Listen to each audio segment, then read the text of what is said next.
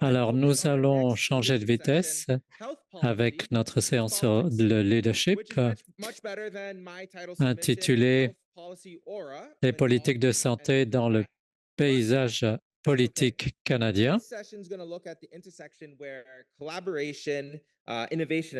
Et cette séance examine le point de convergence où la collaboration, l'innovation et les décisions politiques façonnent l'avenir du système de santé canadien. Et pour nous guider dans cette discussion importante, je vous présente une personne que je considère comme une rockstar. Elle adore courir, elle adore le matcha et elle aime beaucoup gagner au jeu de Uno.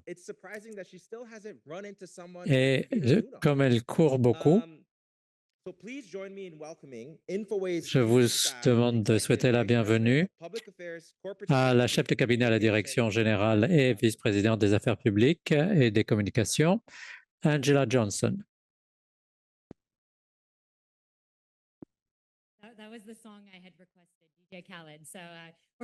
DJ Khaled, c'est la chanson que j'avais demandée.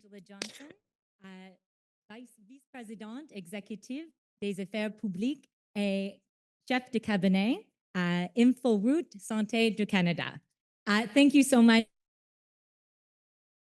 We're hoping to have a fun panel here today. Merci beaucoup de vous joindre à nous pour ce panel. Alors, comme c'est la seule fois que je serai sur la scène, c'est la seule occasion que j'ai pour remercier les organisateurs. J'aimerais remercier Chris Aki et Haley Armstrong, ces leaders. Je crois qu'on peut les féliciter et les applaudir. Avec leurs équipes et tout le personnel de InfoRoute Santé a travaillé très fort et le programme d'aujourd'hui n'aurait pas été possible sans eux. Donc, je voulais prendre l'occasion de les remercier. Sans plus tarder, Tyler m'a demandé de rappeler aux gens que ce panel, c'est comme Vegas. Ce qu'on dit ici, ça reste ici. Et donc, on va faire en sorte qu'on ne s'éloigne pas de cela. Et nous allons entrer dans le vif du sujet. Nous avons un groupe de leaders impressionnant qui va apporter différentes perspectives concernant les relations gouvernementales, les politiques cliniques et pratiques. Nous avons la Dr. Josh Reimer, ancienne présidente de l'Association médicale canadienne. Elle est chef de la Winnipeg Regional Health Authorities. Elle a également servi comme chef médical et porte-parole pour l'équipe de vaccination du Manitoba contre la COVID-19. Et puis, Andrew Brander la Dr. Reimer a reçu plusieurs médailles, dont la médaille Charles III, et elle a une maîtrise de santé publique spécialisée dans la communication. Ensuite, Andrew Brander, qui est associé à Crestview Strategy. Il a 20 ans d'expérience dans la politique fédérale et provinciale. Il a eu plusieurs rôles dans les gouvernements Harper et il est chef de cabinet de la chef adjointe de l'opposition. Il est actuellement au conseil d'administration de TVO et il a reçu plusieurs prix pour excellence et communication. Et on l'appelle Brander quelquefois, directement. Vous pouvez l'appeler comme ça. Si vous vous demandez pourquoi je l'appelle par son nom de famille, tout le monde le fait. Et ensuite, Tyler Meredith, dernier mais certainement pas des moindres, qui est associé chez Meredith et Phillips. Il s'occupe de l'élaboration de politiques au gouvernement. Il a contribué à la livraison de 6 budgets fédéraux et il a géré le développement de 2 plateformes de campagne. Et il continue dans la politique publique et à l'Université de Toronto, à la Munk School of Public Affairs. Il a une maîtrise d'administration publique de l'Université Queen's et un baccalauréat de sciences politiques et d'histoire plutôt à l'Université d'Ottawa. Quelle équipe!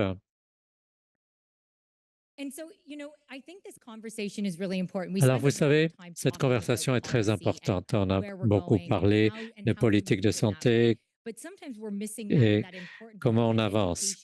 Mais quelquefois, il nous manque l'élément, à savoir la sensibilisation des décideurs politiques. Alors, la première question s'adresse à vous trois. À quoi ressemble l'intersection des politiques de santé et de la politique au Canada? Brenda. Eh bien, c'est essentiel à une époque où il y a énormément d'expertise qui sont rassemblées dans des salles comme celle-ci. Et il y a un manque de correspondance entre l'expertise et l'expérience des gens sur le terrain, d'une part, et les décideurs politiques à Ottawa, d'autre part. Donc, il est absolument essentiel que l'on utilise toutes les occasions potentielles pour tirer parti de nos partenariats. C'est une des raisons principales pour lesquelles nous sommes ici, et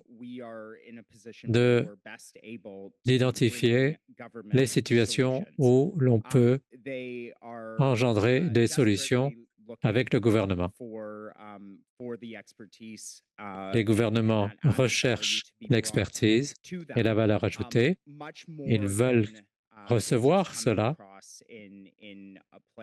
et ce, beaucoup plus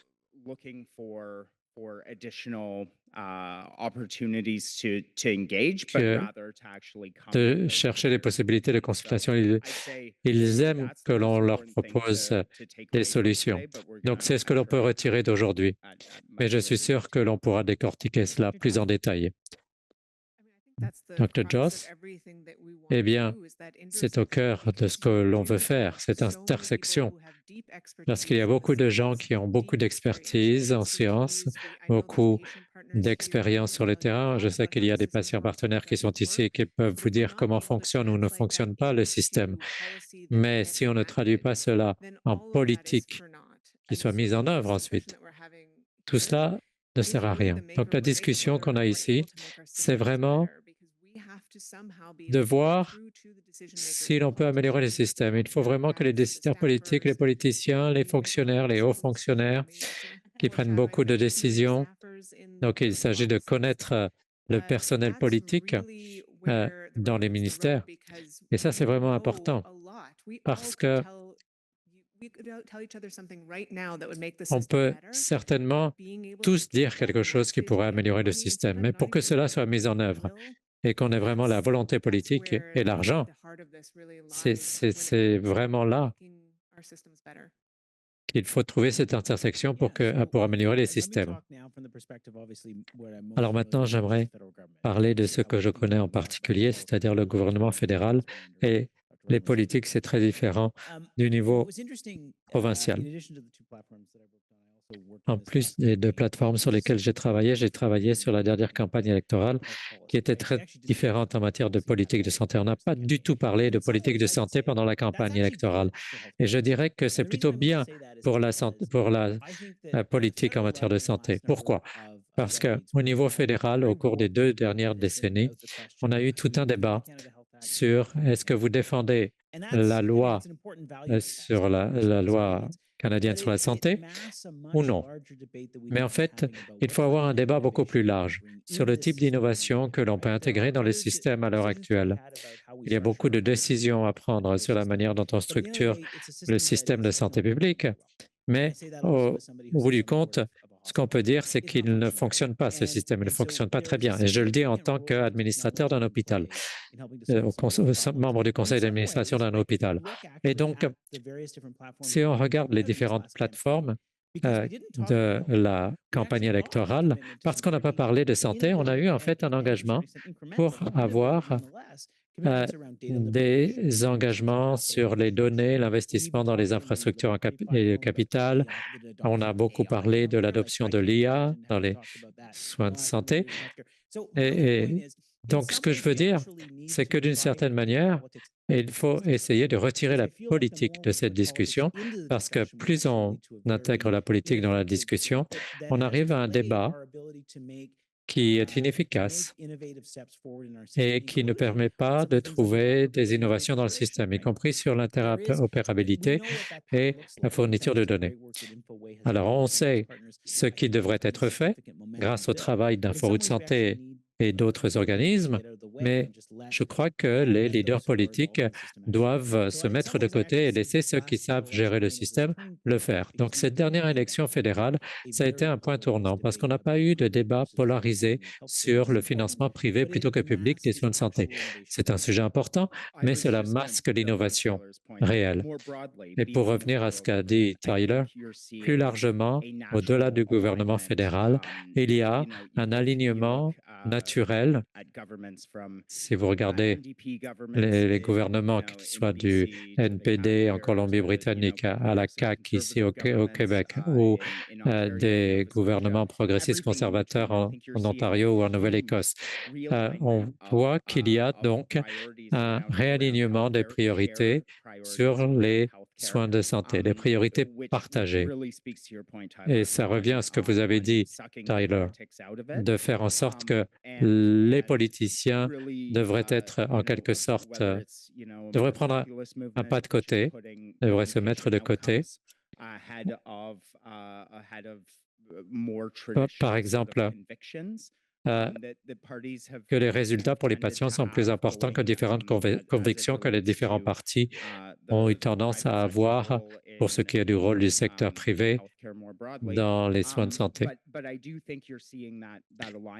Mais je considère qu'on voit cet alignement au niveau provincial aussi. Donc, je voulais souligner cela aussi. Alors, pour rebondir sur cela, on vient de mentionner tout cela, mais qu'est-ce que les individus, les organisations peuvent faire mieux sans le gouvernement? Il y a un intérêt, on le reconnaît.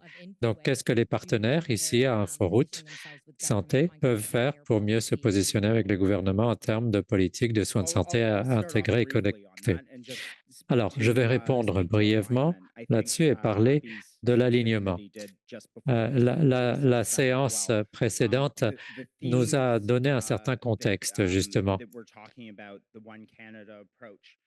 L'approche unique pour tout le Canada, en fait, est d'identifier des efficacités au sein du gouvernement, dans les soins de santé que l'on puisse apporter au gouvernement. Trouver ces domaines où il y a des doublons.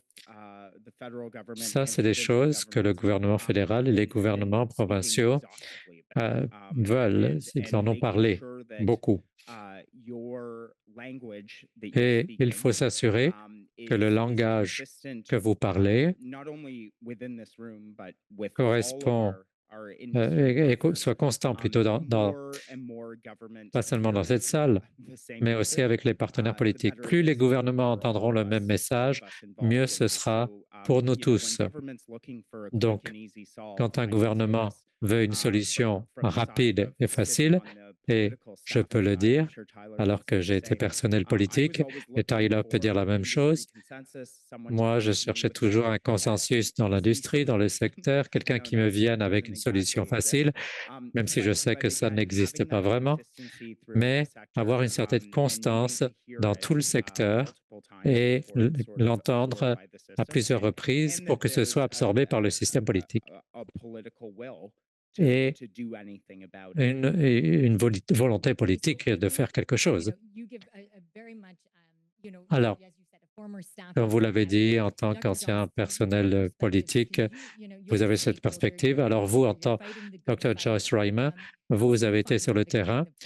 Pour ce qui est de naviguer le paysage politique, vous avez mentionné le personnel politique. Tyler est en train de rire un petit peu. Oui, on aime le personnel politique.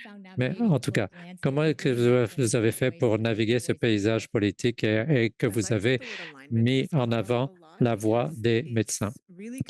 Alors, j'aime bien qu'il y ait ce mot alignement quand on parle. Moi, je suis médecin, j'étais quand j'étais en résidence, on avait ce sentiment d'avoir de bonnes idées basées sur des données probantes qui correspondent à ce dont a besoin le système et qu'on essayait de présenter depuis des années, mais ça n'aboutissait pas.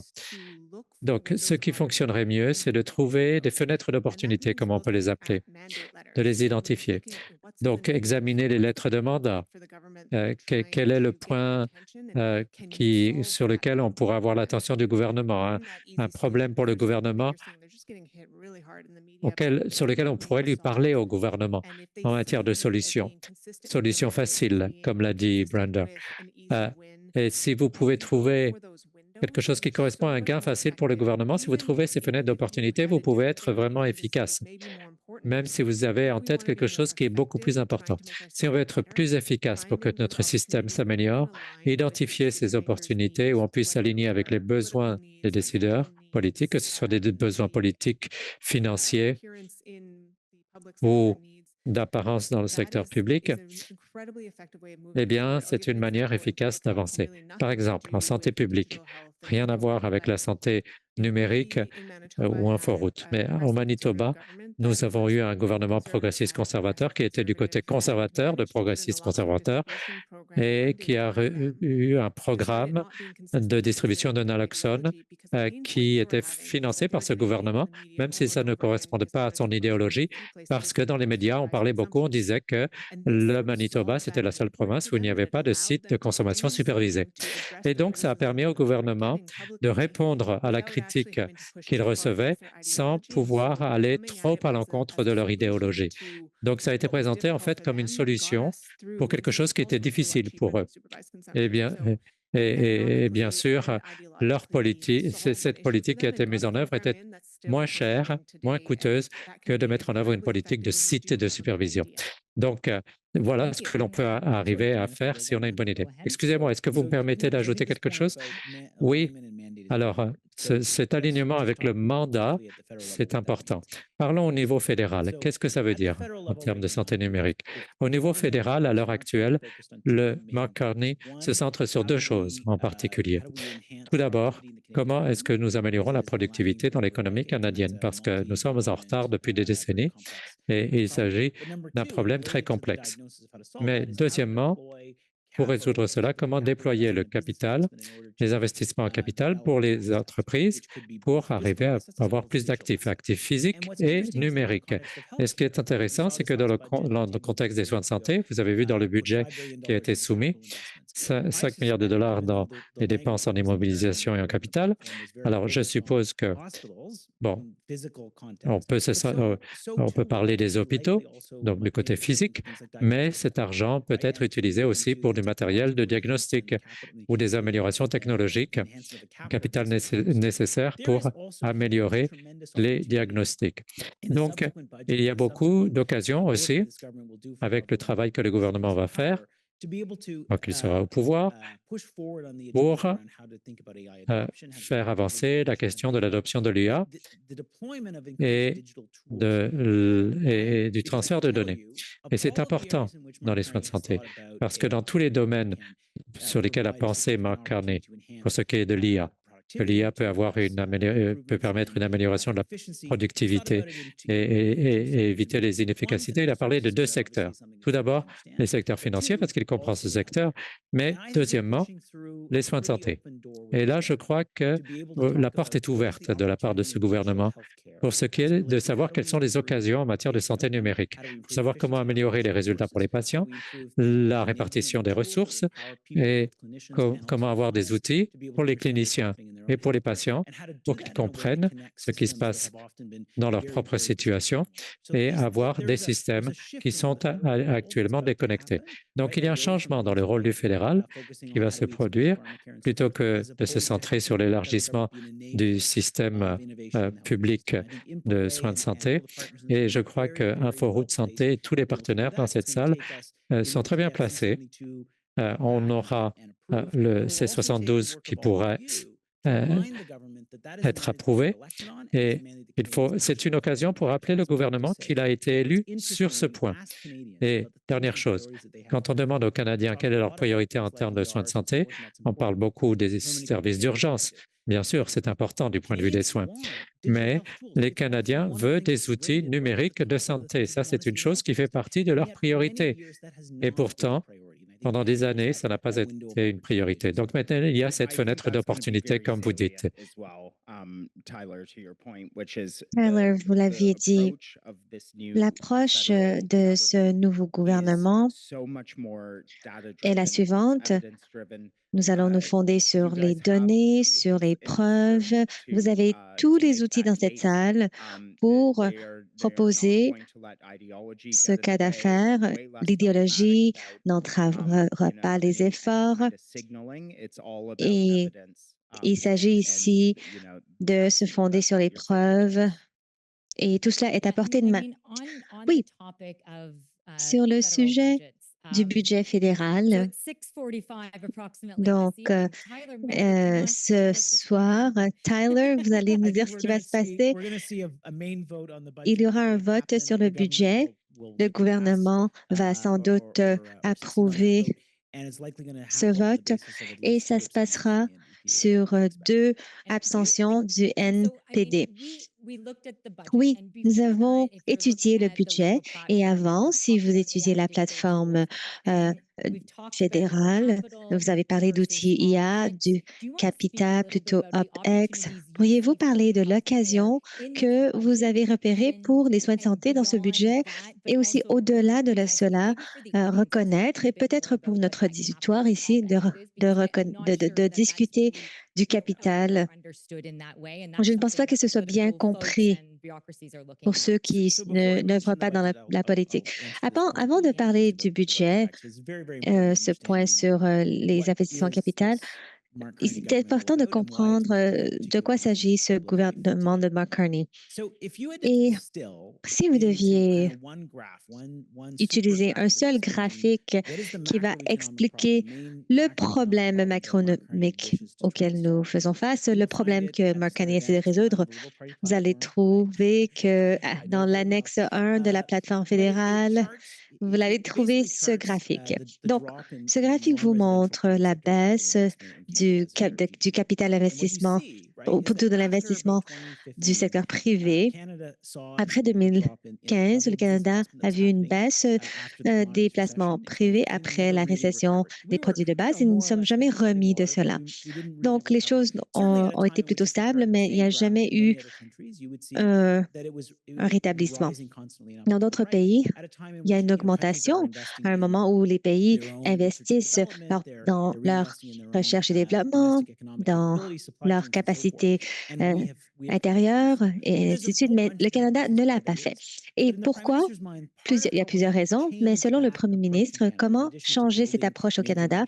En plus de bâtir des grands projets d'infrastructure, le gouvernement fédéral doit se reconcentrer sur les dollars incrémentaux, sur les projets qui sont orientés vers le capital, qui sont concentrés sur le capital. Donc, tout cela est dans le budget fédéral. Si vous voulez voir la ventilation, les chiffres sont disponibles. Mais le point est que dans le futur, chaque dollar de déficit du gouvernement sera encouru afin de soutenir les investissements en capital. Et cela comprend les actifs physiques et aussi d'autres intangibles tels que les permis et ainsi de suite, propriété intellectuelle. Les soins de santé, c'est une dépense pour les services humains. Et cela va changer le rôle des transferts fédéraux dans cet espace, mais c'est pourquoi le gouvernement fédéral a annoncé ce budget, 5 milliards de dollars pour développer l'acquisition des actifs capital pour l'infrastructure en soins de santé. Et deuxièmement, cela représente aussi la possibilité et l'occasion de changer la conversation. Comment est-ce que le gouvernement peut permettre de faire passer à grande échelle la technologie? Donc, c'est exactement ce qu'a fait InfoRoute Santé du Canada au cours des dernières années, à savoir bâtir des solutions.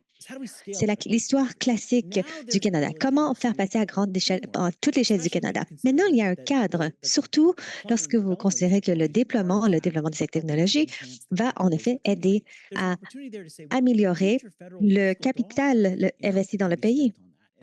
Donc, c'est d'une façon où on dépense de façon à être beaucoup plus libre que si nous avions seulement un système public de soins de santé.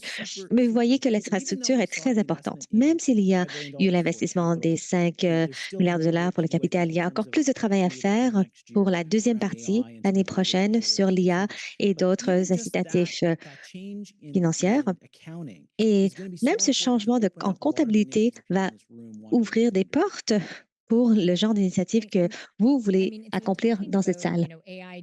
En parlant d'outils numériques d'IA, nous avons été concentrés ici, et le Dr. Joss, selon vous, quels sont les partenariats dans le secteur qui va donner un incitatif aux professionnels de la santé pour adopter les outils numériques en matière de santé, incluant l'IA?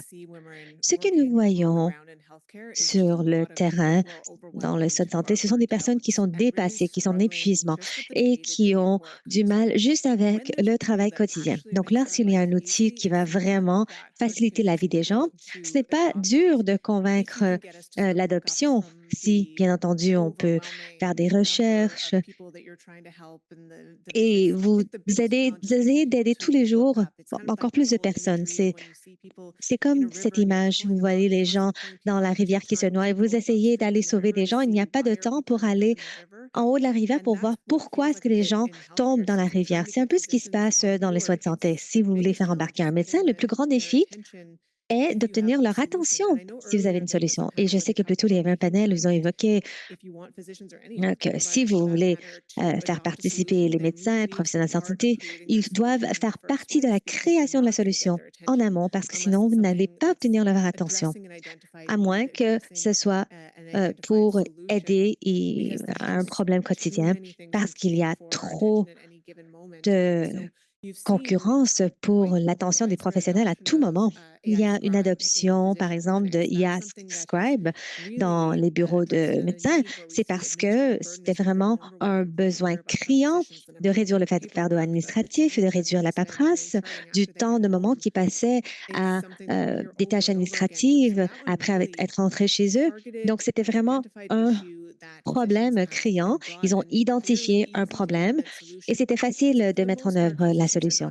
La plupart du cas, les médecins ne sont pas si doués en technologie. Certains sont excellents, mais la plupart non. Donc, s'attendre à ce qu'ils peuvent apprendre cette solution technologique de leurs propres moyens, eh bien, ça peut être difficile.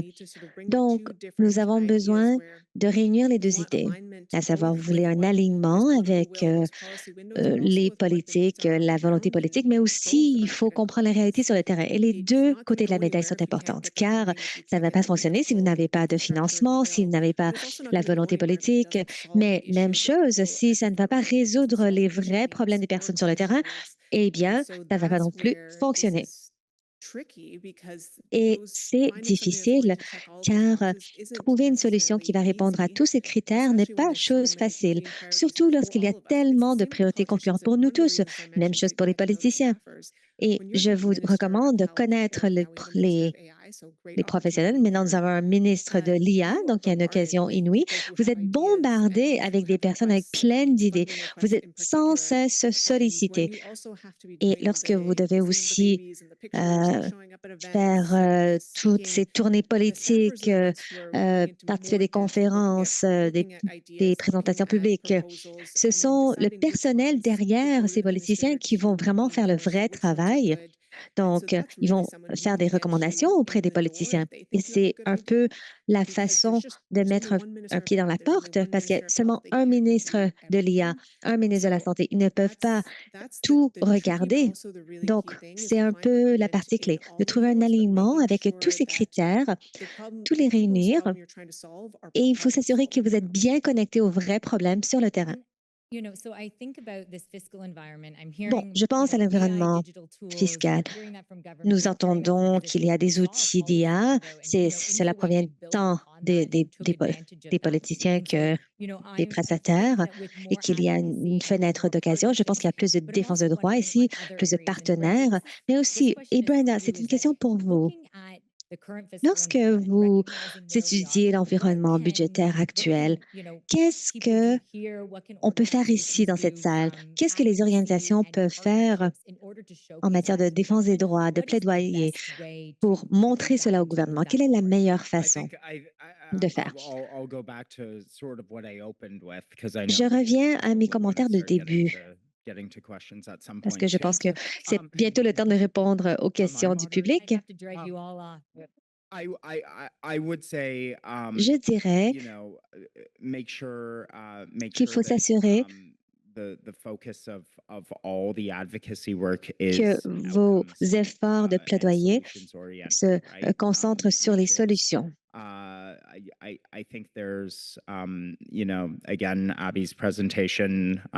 Vous avez entendu la présentation d'Abby. Il a dit que le financement n'est simplement pas là. Les temps sont difficiles. Les politiciens demandent, ou plutôt les décideurs politiques demandent d'avoir davantage de valeur pour pour chaque dollar, car les voteurs demandent cela. Les citoyens le réclament. Donc, c'est en ce moment l'environnement politique, tant politique, territorial que national. Donc, il faut pouvoir mettre l'accent sur la valeur que vous offrez, vos politiques, vos programmes. Il faut que ce soit aligné à ces besoins d'économie, à ces besoins de réduire les doublons dans le système, tout en étant aligné avec les priorités du gouvernement et sur le terrain. Donc, ce sont les seules politiques qui pourront continuer à l'avenir dans cet environnement actuel. Vous avez parlé du projet de loi C-72. C'est une occasion avec ce gouvernement car ils sont concentrés sur l'efficacité. Projet de loi C-72 ou la législation sur les soins connectés, c'est un projet de loi où InfoRoute Santé du Canada peuvent jouer un rôle essentiel. Et ils sont intéressés à poursuivre cette priorité. Et c'est donc aligné avec les priorités du gouvernement, mais aussi, lorsque vous parlez aux personnes en première ligne, tout le monde a une histoire de frustration lorsqu'ils ne peuvent pas accéder aux renseignements ou les patients qui ne peuvent pas accéder à leurs propres données. Je pense que ça peut être une occasion vraiment inouïe et qui peut être neutre en matière de coûts comparé aux autres demandes du gouvernement. Donc, en plus de l'IA, qui est une autre fenêtre de politique réelle, il y a maintenant un ministre de l'IA. Il s'agit vraiment d'une occasion unique de nous aligner non seulement à l'IA, parce qu'il y a plus dans son portefeuille que seulement l'IA, mais c'est l'occasion de, encore une fois, mettre un pied à la porte. Je pense que je vais vous donner chacune 60 secondes pour vos remarques de la fin et ensuite on passera aux questions-réponses. Qu'est-ce qu'on a besoin pour accélérer le progrès, pour atteindre un système de soins de santé plus connecté, axé sur le patient? Oui, Tyler. Nous avons besoin d'un cadre législatif, donc nous avons besoin de cela.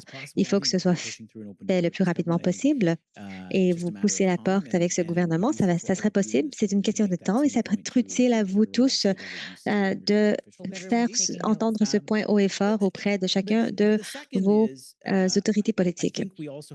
Deuxième point, il faut se rappeler qu'il s'agit d'un temps important dans le moment. Nous avons parlé du changement dans l'environnement budgétaire, de l'alignement avec l'innovation dans le système, mais aussi le Canada essaie d'être plus autonome. Et on parle beaucoup de souveraineté d'IA. La souveraineté de l'IA est importante de façon globale en matière logiciels nuagiques et d'IA, mais aussi c'est important pour les soins de santé. Il faut réfléchir. Comment est-ce que le Canada, en tant que pays, va définir ces occasions économiques dans cet espace où nous avons déjà un avantage énorme parce que nous avons un système de soins de santé publiquement financé. Donc, ça veut dire que si nous avons les bons outils, nous pouvons les déployer à grande échelle très rapidement. Il s'agit d'une question de coordination. La plateforme existe déjà de pouvoir déployer cela. Donc, si je vous laisse un point auquel réfléchir, comment est-ce que cette vision économique concernant l'innovation et les soins de santé peut être appliquée à une stratégie économique lorsque le premier ministre nous dit nous voulons avoir 1 million de dollars de capital privé? Comment le faire dans les soins de santé? Il faut y répondre à cette question. Si vous pouvez répondre à cette question, eh bien, vous allez pouvoir avoir une fenêtre d'occasion. C'est ça, Josh. Oui, je suis d'accord avec beaucoup des propos de mon collègue parce que c'est l'occasion de penser différemment. C'est un gouvernement libéral, mais très différent de celui de M. Trudeau, où ils étaient concentrés sur les paiements de transfert et aussi des opérations et plus du point de vue des politiques, la façon dont les soins de santé fonctionnent, alors que, et cette salle est vraiment bien alignée avec les priorités du gouvernement actuel et leur orientation novatrice. Nous avons besoin qu'ils entendent un message cohérent. Qu'est-ce qu'on a besoin? Qu'est-ce que les Canadiens ont besoin? S'ils peuvent entendre le même message à différents niveaux, avec tant des personnes qui travaillent dans tous les domaines tous les différents secteurs du domaine, eh bien, ils vont entendre ce message. Surtout pour quelque chose qui n'exige pas d'argent opérationnel. Il y a déjà de l'argent de prévu pour le capital. Si c'est aligné à leurs priorités, je pense que nous avons vraiment une chance d'accomplir de grands projets du moment que nous nous concentrons sur ce qui peut être possible. Et ça peut être difficile car il y a tellement de problèmes à résoudre. Nous voulons tout résoudre en même temps, mais il faut être stratégique. Et si on le fait, on peut essayer d'identifier la façon de faire progresser les choses auprès de ce gouvernement.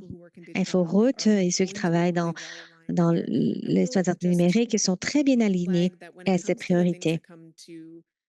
Concernant moi, en tant qu'administratrice de soins de santé, le partenariat avec les personnes sur le terrain est essentiel. Je reçois beaucoup de propositions de différents groupes, d'entreprises, et je ne peux pas naviguer ce tableau. Je ne sais pas qui a vraiment fait leur travail, leur diligence raisonnable, ou c'est seulement un poisson qui essaie de trouver de la nourriture n'importe où.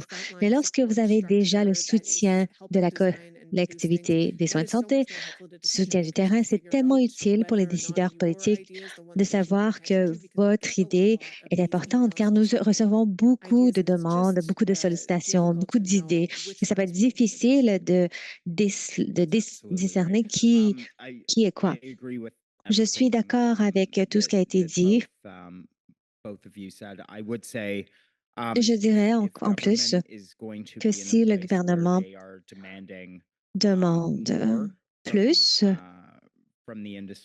de votre part, de l'industrie, du domaine, avec moins de ressources, ils cherchent à réaliser des gains d'efficacité, avoir des meilleurs résultats pour les patients. Je pense que c'est juste de demander un certain niveau de stabilité, de prédictabilité en retour, parce que c'est la seule façon de pouvoir livrer les projets. Je dirais que ce sont les deux éléments les plus importants, à savoir un certain niveau de stabilité et de prédictabilité, avoir un plan et de pouvoir le mettre en œuvre afin de fournir cette valeur tant recherchée. Wow, c'était comme un panel de la CTV. Et maintenant que c'est la fin des questions, je vais passer la parole à notre public. Avez-vous des questions? Bonjour, c'était fantastique. Merci beaucoup. J'ai une question sur la politique de l'efficacité. Je pense que Bob Evans a dit que chaque dollar va aider les dépenses. Chaque dollar en dépenses va aider les revenus de quelqu'un. Et iScribe, c'est vraiment parfait parce que cela va leur donner plus de temps, mais beaucoup de ces efficacités dans le back-office proviennent de l'IA et des soins de santé numériques, mais souvent, Les médecins vont parler du personnel administratif. Par exemple, ils ont dit, nous n'avons pas besoin de tous ces coordinateurs et leur travail est simplement de téléphoner d'autres bureaux de médecins. On peut éliminer ces postes. Donc, il s'agit ici d'une bonne efficacité, mais dans beaucoup de cas, il peut avoir un problème politique. L'efficacité, vous l'avez évoqué à plusieurs reprises. Comment gérer la politique de l'efficacité où il n'y aura pas une grande résistance, par exemple, des syndicats ou d'autres dirigeants, une partie prenante clé dans le secteur? Yeah, I mean, as a healthcare administrator, Je suis administratrice en matière de soins de santé, donc je me lance. Je suis d'accord en principe, mais nos systèmes sont tellement dépassés à l'heure actuelle que nous n'allons pas pouvoir, nous ne sommes pas à un point où on va licencier tout le personnel administratif, qu'il y a une pénurie de main-d'œuvre, pénurie de professionnels.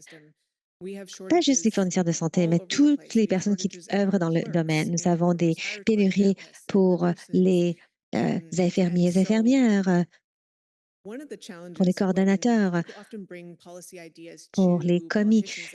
Donc, les politiciens vont souvent entendre, cela va vous faire économiser de l'argent. Lorsque le système économise, le budget ne va pas soudainement baisser. Ils vont trouver d'autres façons de dépenser le budget. Et cela est à votre avantage, car cela veut dire que les ressources peuvent être réallouées pour, par exemple, réduire le temps d'attente. On peut être plus efficace parce qu'il y a maintenant l'IA dans la clinique et vous n'avez pas besoin d'autant de secrétaires dans la clinique, mais vous avez quand même besoin de quelqu'un pour gérer l'infrastructure en matière de temps d'attente. Donc, je n'arrive pas à m'imaginer à l'heure actuelle que c'est le temps que nous allons maintenant licencier beaucoup plein de préposés. Je vais plutôt les réaffecter car on me demande constamment est-ce que je peux avoir un assistant, une infirmière pour faciliter les opérations de la clinique. Donc, si j'avais l'occasion ou j'ai réalisé certaines efficacités, je peux les réaffecter dans d'autres domaines, dans d'autres tâches. Donc, je ne crois pas qu'il est un risque politique énorme. Il s'agit plutôt de recadrer la question. Nous proposons de changer les ressources et leurs utilisations. Je siège sur les je siège sur les conseils d'administration des hôpitaux. Je suis d'accord avec vous. Même s'il n'y avait pas de réallocation de capacité, dans le court terme, ça me va, car il y a déjà beaucoup de stress dans le système. L'absentéisme est un problème dans le domaine, l'épuisement professionnel aussi. Nous avons peut-être besoin d'avoir un peu de marge de manœuvre, de réduire le fardeau. Nous avons besoin de ces gains en efficacité de l'IA. Et même s'ils ont simplement une journée moins lourde, je pense que ça peut être très bien. Ce n'est pas la pire des choses. On peut mieux se concentrer sur leurs tâches actuelles. Oui, je dirais que les efficacités ne sont pas là pour atteindre un chiffre quelconque, mais plutôt d'avoir un meilleur résultat, surtout au niveau provincial et aussi au niveau fédéral. Chaque gouvernement provincial doit faire face à ce problème d'une population vieillissante pour les 50 prochaines années. Et donc, tout le monde est conscient du coût qui sera engendré tant en matière de ressources humaines que de montants réels. Je pense que chaque gouvernement provincial doivent considérer aussi les risques politiques associés à cette question de coupure. Merci. Prochaine question. Bonjour. Merci. Question pour vous. J'ai écouté attentivement toutes les discussions et je crois qu'il y a un consensus sur la valeur des données en matière de soins de santé. Nous avons entendu l'occasion, 6 milliards, 8 milliards, une occasion qui doit être débloquer. Il s'agit d'avoir le bon cadre pour débloquer ce potentiel. Il faut que tout le monde puisse travailler en unisson. Nous avons vu des exemples d'outre-mer, de coopération et d'interopérabilité. Pendant des années, cela existe. Et pendant des années, nous nous posons la question, pourquoi cette hésitation au Canada? Pourquoi ne pas mettre en œuvre ce genre de législation qui pourrait tous nous orienter vers la même direction? Cette hésitation, pourquoi existe-t-elle? Comment est-ce qu'on peut faciliter les choses pour les politiciens afin de pouvoir aller de l'avant? Je me lance. Vous avez deux problématiques qui sont au centre de ce que vous décrivez. Premièrement, est-ce que le gouvernement veut essayer d'établir les normes pour les autres provinces et territoires? Généralement, c'est une question plutôt épineuse. La réponse est non. Le fédéral ne peut pas se permettre d'établir une seule norme pour toutes les provinces et territoires. Est-ce que vous voulez investir sur ce projet? Et je viens de réaliser qu'il y a un point gagnant plus facile où vous allez pouvoir rejoindre d'autres parties du système de santé, de politique en santé. Même si le gouvernement dit nous allons enlever les barrières en matière de données, et bien entendu, nous avons différentes normes interopérables, provinciales et territoriales, qui empêchent la possibilité de partager ces données. Je pense néanmoins qu'il y a un point gagnant. Et deuxième point, Brenda l'a mentionné, je pense que cette hésitation existe car la politique des droits en matière de données est une grande problématique. Il y a une fine ligne entre le fait d'enlever les barrières au partage de données et dire que nous devrions avoir un seul numéro d'identification numérique. Je pense que ce concept peut sembler être une idée plutôt difficile. Nous avons vu un mauvais exemple au Royaume-Uni et les gouvernements provinciaux ne voulaient pas ouvrir cette boîte de Pandore. Bon, le projet de loi C-72 n'encourage pas cela, mais il faut réfléchir. Comment le faire de façon intelligente, d'avoir un cadre législatif qui ne va pas nous faire rentrer dans un piège politique? Oui, du côté populiste, c'est exactement la préoccupation dont elle a mentionné. Et le sondage plus tôt, où on avait posé la question qui serait à l'aise de partager leurs données personnelles, 35 je crois, c'est le chiffre habituel. Donc, vous allez continuer à constater ce genre d'hésitation, ce genre de préoccupation soulevée par la population et les gouvernements, où il y a une ingérence politique de la part des gouvernements, potentiellement. Mais cela dit, les preuves existent et nous avons l'occasion de défendre notre cas. Et c'est seulement dans un environnement législatif où on pourra justement protéger ces droits. Et je pense que c'est un bon argument à faire auprès du gouvernement. Bien, je pense qu'il y a une autre question là-bas. Bonjour. Nous avons discuté toute la journée de la connectivité en matière de santé pan-canadienne. Si nous sommes connectés partout, bien, mais avez-vous déjà réfléchi à la chose suivante? Pour les régions éloignées, il n'y a pas de possibilité de connexion sur une base numérique, que l'infrastructure et la connexion numérique doit faire partie intégrante de la politique et qu'il faut que ce soit pan-canadien. Vous avez raison et c'est pour cela que le gouvernement fédéral doit vraiment pousser le processus d'Internet rapide à bande large et utiliser donc des outils numériques et d'autres innovations pour et combler cet écart. Je dirais que l'engagement du gouvernement pour l'accès à bande large, ce n'est pas suffisant parce que ça serait quand même trop lent pour permettre la capacité d'un hôpital sur la question qui nous importe aujourd'hui. C'est un début, c'est vrai, c'est important, mais vous avez tout à fait raison.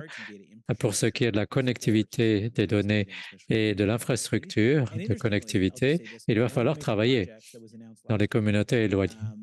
Et un des projets, des grands projets annoncé la semaine dernière, un projet de transmission d'électricité au Nunavut, ça va avoir une incidence aussi parce que ça va inclure la fibre. Donc, cela va permettre d'avoir un accès équitable aux communautés autochtones et aux communautés éloignées. C'est un projet d'infrastructure, mais quand on le regarde sous notre perspective, ça a un aspect d'équité. Eh bien, merci aux membres du panel pour aujourd'hui, pour ces conversations stimulantes. Merci à vous tous. Merci pour vos questions. Et je crois que nous allons passer maintenant à une pause. Et je vous demande de revenir rapidement après la pause parce qu'un très bon ami, Erko Koumans, va nous faire le discours de clôture que vous ne voudrez pas manquer. Alors, merci beaucoup d'avoir participé. Et nous serons de retour à 15h50. 15h50, ne soyez pas en retard.